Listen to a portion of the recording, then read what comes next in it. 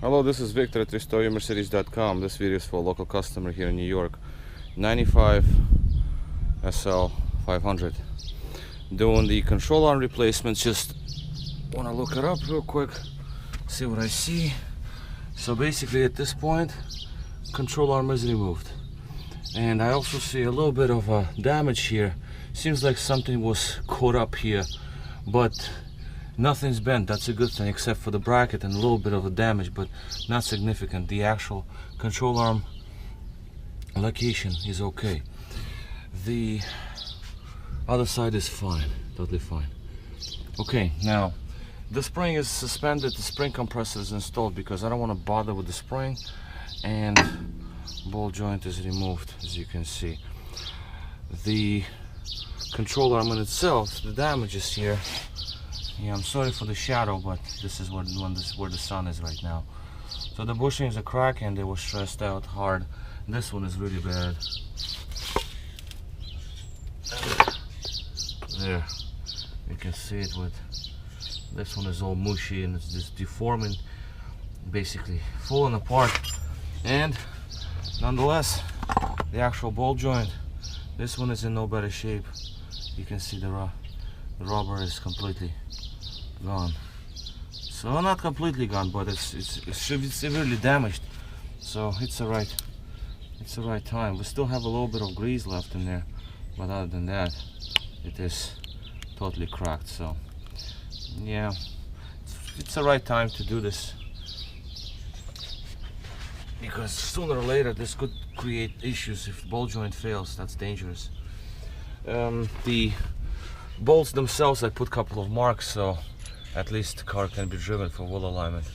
So I can put them back in close enough so it will track straight. Sway bar I had to loosen up so that I will have a little more room here. And new control arm. I mean, nothing to see here really, just a new control arm. The first thing I'm going to do is I'm going to put in the ball joint. I'm going to tighten this up, and then I'm going to proceed with the actual mountings to the frame, because ball joint is kind of funny where it is, and it is what it is. These control arms will allow ball joint to be pressed out. That's a good thing. That's a good thing. So you don't replace the whole control arm like in some models when the ball joint is built into the control arm and it's not replaceable. So this is good. I like that. And surprisingly to me, this control arm also had the same style ball joint, which is pressed in, pressed out ball joint. You don't really see these on these models. Early ones had them, but others, they just had the whole control arm with ball joint together. V12s, my V12s I know are like, they were like that. But again, from model to model year, it's different. My old SL500, 500 SL rather, 91, I pressed ball joint in and out. I did that. So this is basically all for now. Just gonna put a new one in here and move on the other side. Then I'm gonna have to deal with the actual the drag link and steering damper. And this is a little off topic, but this is the new AC compressor pipe.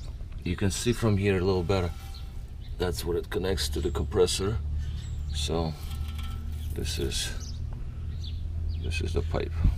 This one we replaced like a while back. I think last year. It was seeping a little bit. This is transmission coolant line. The AC pipe is in place. Alright, so I'll move on. Okay, now, so control arm is installed. Again, I apologize for shadows, but that's because the sun is behind me. I cannot change the sun. The spring is still unloaded. The spring compressor is still in place. Also a couple of zip ties to hang it. Now, the way I do it is that I tighten up the control arm with no load. So basically right now, as you can see, the whole suspension is jacked up, spring is unloaded. So I bring the control arm horizontal more or less, and this is about approximately where the wheel is gonna end up. So it's gonna end up somewhere around here. So this is about the height of the car. So this is how you would want it to do it, because if I were to tighten this up when the spring is fully extended, then once I put the car back on the ground, it will twist the rubber.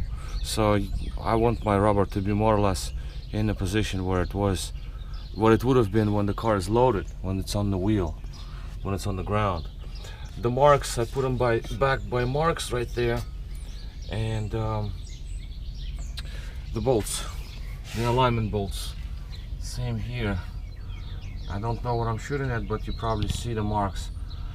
One to the left and then the one on top. This is close enough, because after this job, obviously wheel alignment will be needed, but just not to destroy these rubbers before it gets to the wheel alignment, then I would just still do it like this. At wheel alignment, obviously they will be loosened up, and suspension will end up being under pressure, under load, and once they load it up, the whatever extra stress that was left in those bushings will be released. So that's how I would want to do it.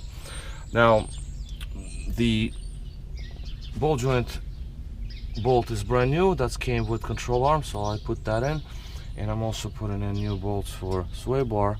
Those I keep original, the centerpiece.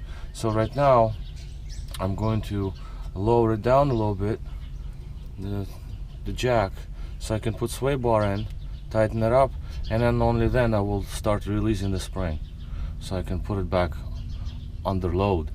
And basically it. Then I put these cover back on, and we'll move on the other side.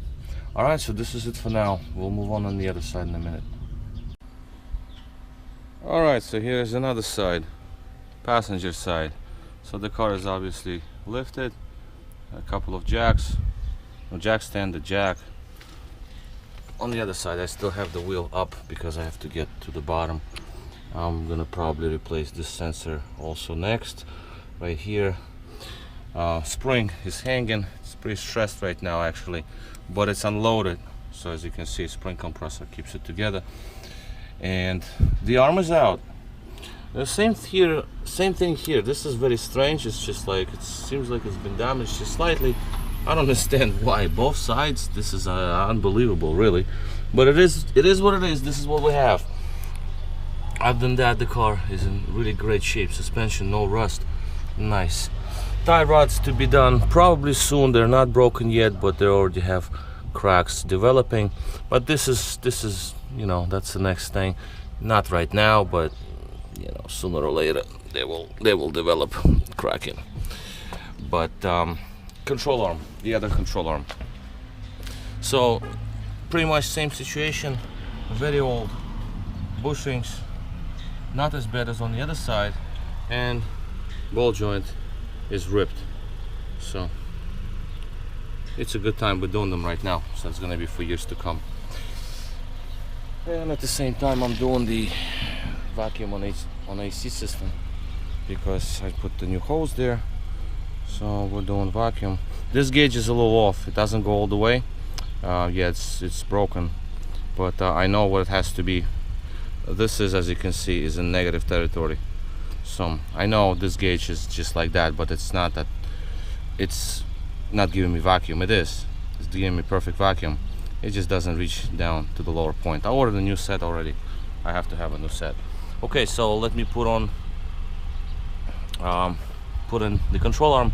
Also, I will show marks, and we'll move on with the rest of the suspension.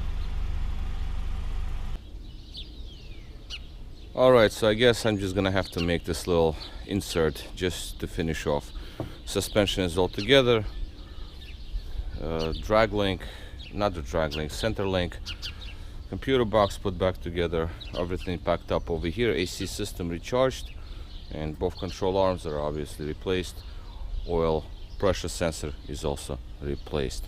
So this is it for now. I'm gonna actually have one more job to do on this car, and that would be the door check and the window limit, because the limiting switch, something's wrong with it, and the window drops down too much and it scratches. So this is where we are, and right now this job is done.